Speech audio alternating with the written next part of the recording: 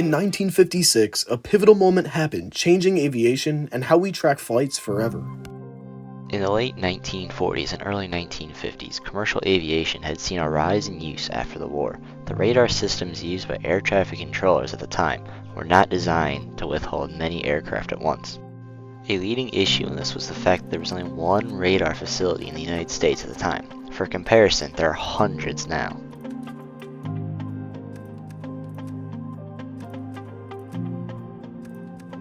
During this time period, aviation and plane flying overall had an uproar in popularity. People would fly everywhere.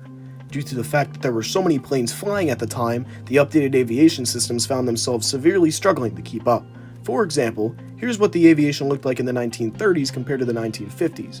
And now, here's what it looked like in the 1950s compared to today. With the new rise in commercial aviation, people had assumed it was okay to fly. This led people to believe that the more they paid per ticket, the higher quality and safer flight they would receive.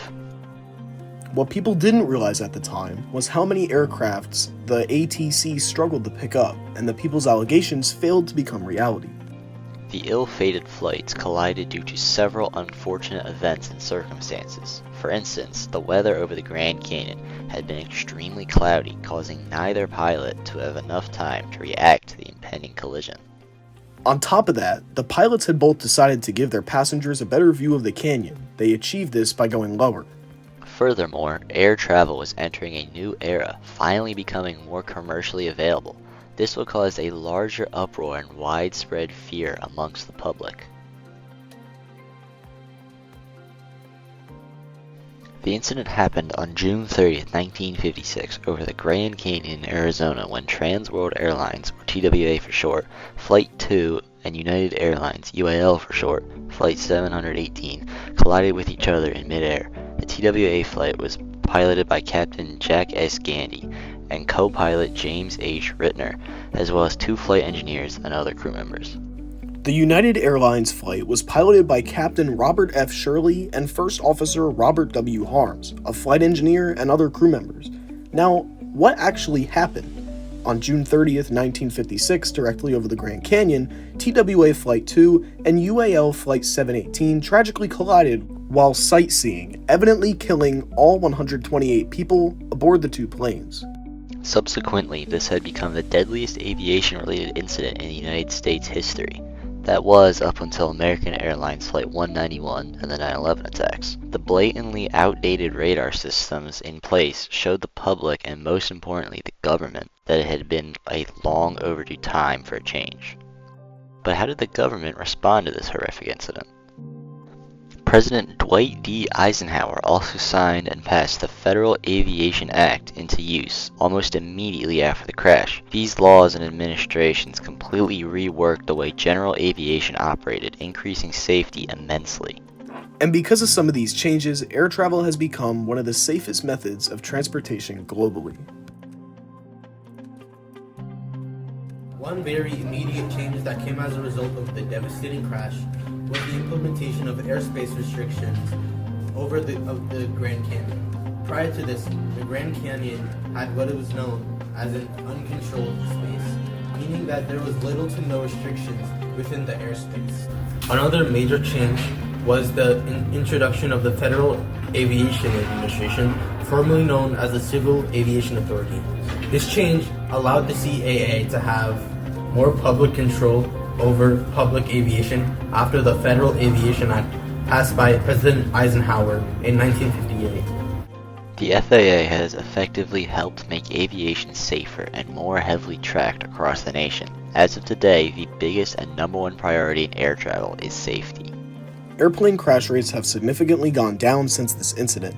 Although in the 1950s, the average number of plane crashes per year was 6, most would result in fatalities of all involved. The number of plane crashes per year has gone up, but it makes sense. There are more aircraft in the skies now than in the 50s. On top of that, the number of deaths aboard the aircraft that crash now have gone down to 47.3%.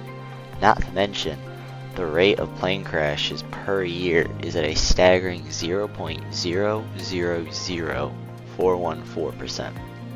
It is definitely safe to say that the right to a safe flight has become a top priority of airlines today.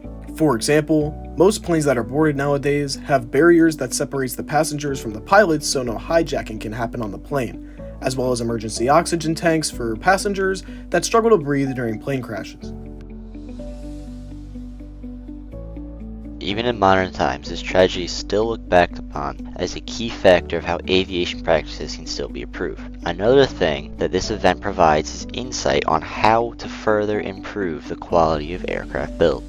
An issue with aviation as seen today is the fact that the tracking planes have become so advanced that there is little to no room for improvement. You can just about see every flight flying, landing, or taking off in just a few seconds. FlightRadar24.com is a website that shows all publicly available flight information, type of aircraft, destination, origin, and even speed and height. Pilot safety is still an issue that needs some work. As we all know, 9/11 showed major flaws in pilot safety. A more recent example of this was an incident in 2015 when a German airliner crashed into a mountain range. The incident was caused by the co-pilot deliberately locking the pilot out of the cockpit, which could only be unlocked from the inside.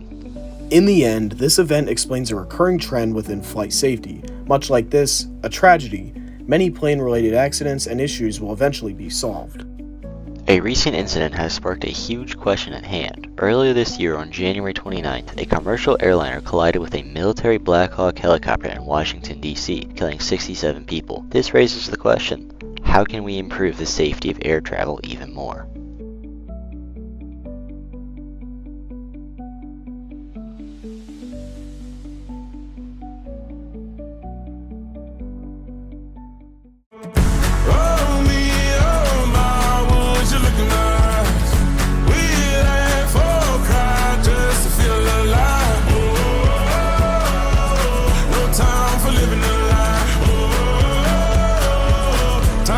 So don't blink twice.